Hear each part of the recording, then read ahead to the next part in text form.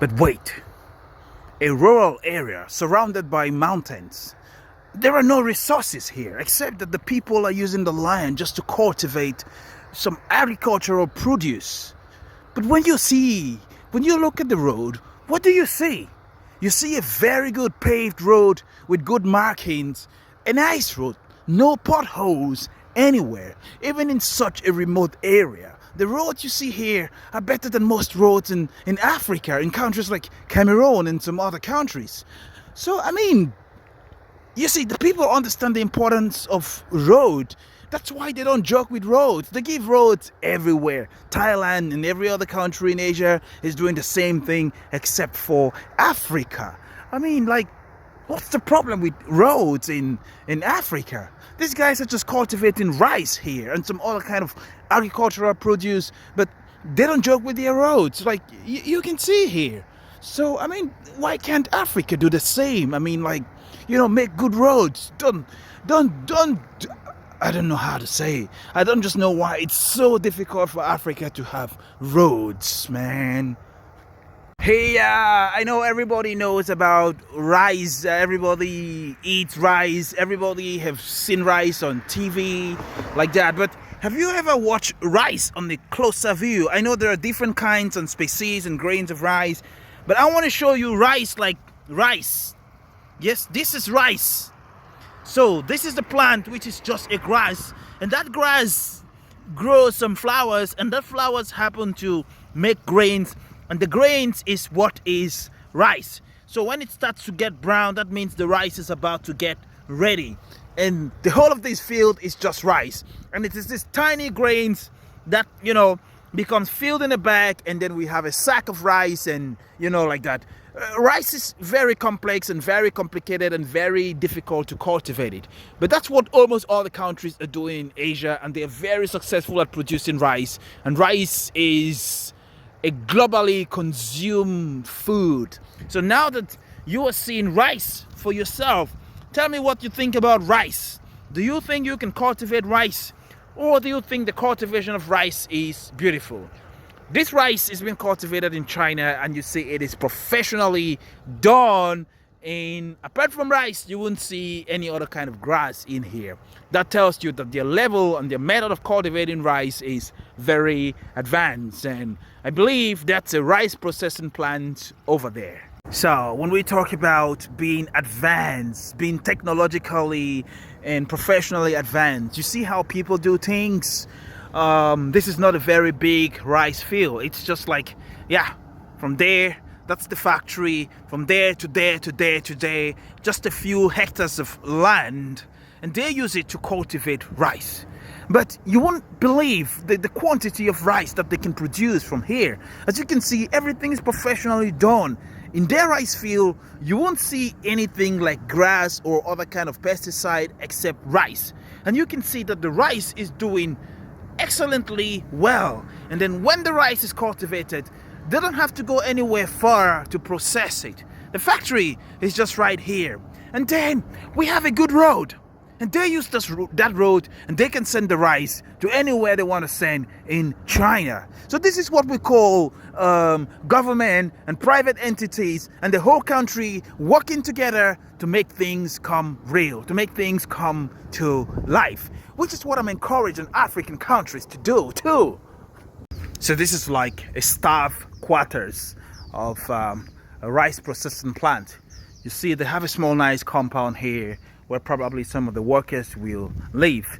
And you see, they got just like one tractor. Just one tractor is enough to do all the cultivation. And then they got a truck, which probably would be used for transporting those rice to the city.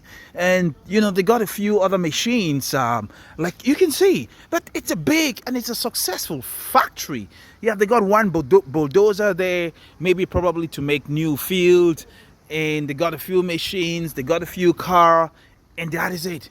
Work is going on. And right now, let me take you into the rice factory so that you can see. And beside that, the people are friendly. You see, I come into someone's rice factory and then I'm making a video. You don't see any security man. There is no security man to protect this property. The people are probably happy to see me. They feel good. They just feel comfortable. They have a few tools and they are working on this rice machine. You see, collectively they work together, and they're trying to put this machine into order. And yeah, I'm just like friendly making a video, and now I'm walking into the rice factory. There's no one to say, hey, you stop, don't go there, don't make a video. So this is awesome, this is impressive.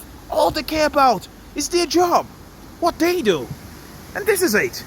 They make rice, they load it up in these bags, and they send it to Africa.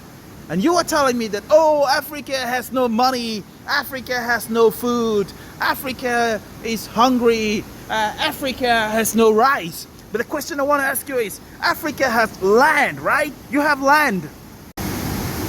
Do you have land in Africa? Do you think that this rice factory, this rice plant belongs to a billionaire? No, it doesn't belong to a billionaire. This is just a small, tiny rice factory in China. You see, they do everything. So that's it. From the rice plant, they can make hay, and they can use this hay to feed some animals like cattle. And yeah, they process different things. They use the machines. They set up the machines. They process different things. And at the same time, let me show you, they have a nursery. So the rice they grow the seedlings by themselves. They don't have to buy the seedlings from anywhere. And you can see over there, they even have some ducks to raise. And probably you would have some chickens inside here to feed on those insects. And yeah, this is their nursery. This is where they do the rice seedlings. And in this small factory, they can make rice. They can do everything. Hello, ni hao. Ni hao. Yeah, you don't see lots of workers here, just a few workers, but they can do all the job. And rice is important, we all know. So let's get this way. Wow, it's really my first time to be in a rice factory. So this is the rice that has not been peeled, and it looks like after the harvesting, this machine will dump the rice here. And what you're seeing here is rice. Yes, that's rice that has not been peeled.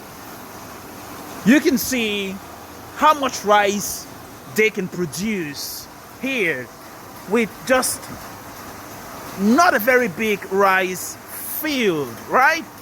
They can produce a lot of rice here. So, whether you believe it or not, China is not leading by accident. These guys, they are very hard working. And it is their hard work that is paying off and placing them where they are today in the global economy. Don't see Chinese people getting great and you think they get there by being lazy. They get there by working hard and being efficient. Also, if you want to know, this rice factory could have been a very small one. It could have started with just some easy machines, like this machine here. But today, they are getting bigger and bigger and bigger. So, awesome. So when you take rice, you put it in a pot, you wash it with water, and you eat it. You think it's just rice. But do you ever know how rice is processed? It may look like it's an easy thing to grow rice.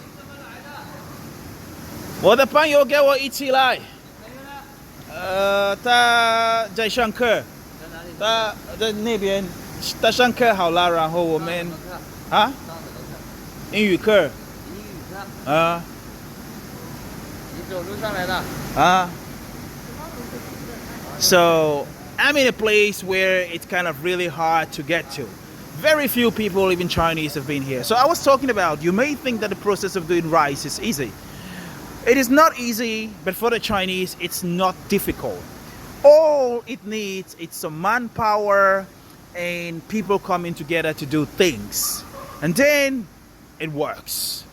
And I'm encouraging all Africans to do the same. You have everything you need, Africa, to move forward. I am from, how to say it?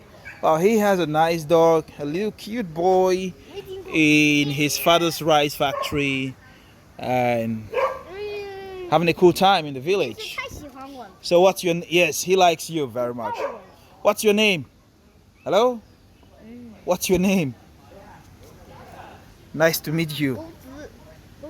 No, you. Nice to meet you. Your name is Goju. Your name is Goju.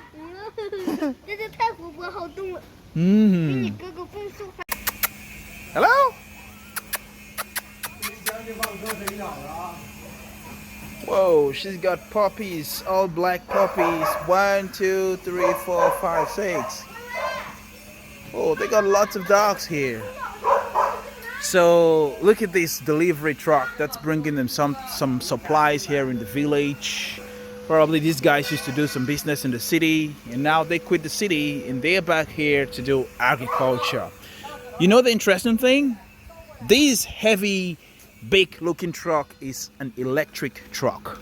That means this truck is not driven by gasoline, but it's driving on batteries. Can you imagine that? Look at the level at which China is at, producing trucks that runs on batteries, and it's fully electric. And this is not the biggest one of electric trucks we are now having in China. They now have very huge trucks in China that are electric and self-driving. So yeah, that's it.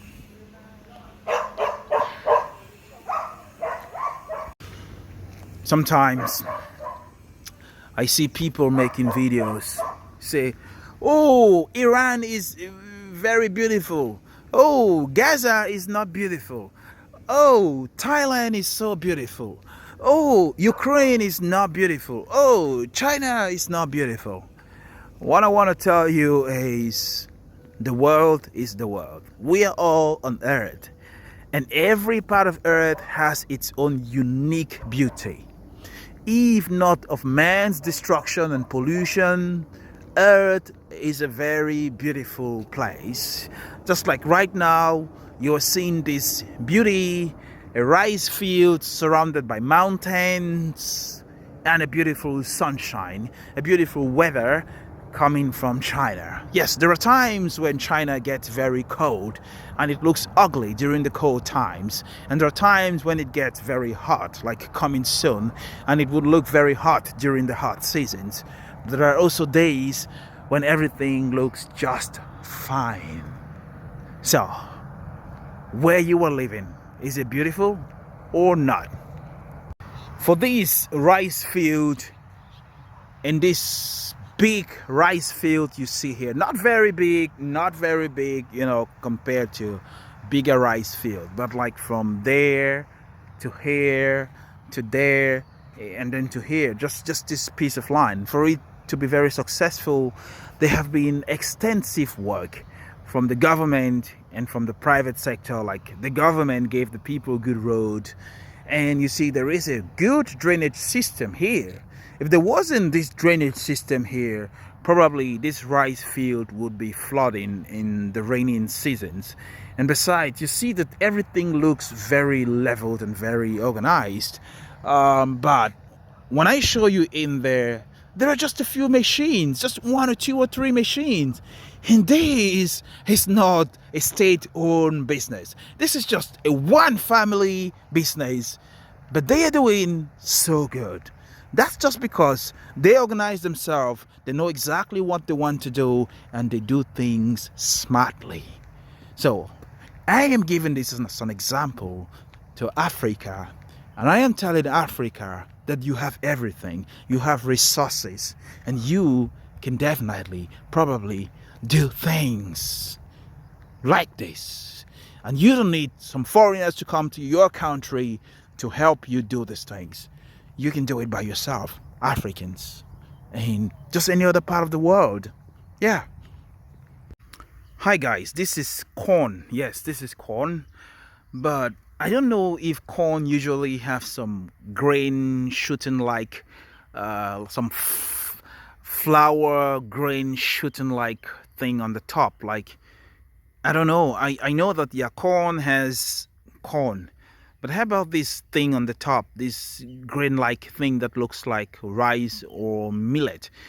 Do corns usually have this thing on the top, or I'm a little confused now? But I know this is corn. I can see corn there on the stalk, but do all corns have this grain-like thing on the top? It's been a long time. I haven't been to a corn farm, but guys, if you know more about corn and if all corns have this grain-like thing on the top, just let me know. Or is it that this is a unique kind of corn, or it's a hybrid corn? Please, if you know the answer, just let me know. Thank you very much. Thank you. And please, if you also like the view here, just tell me if you like it. Yeah, I know that rice have these grains shooting on the top, but for corn, I don't remember. It's been a long time. I haven't been to a corn farm, but okay, just let me know. Thank you.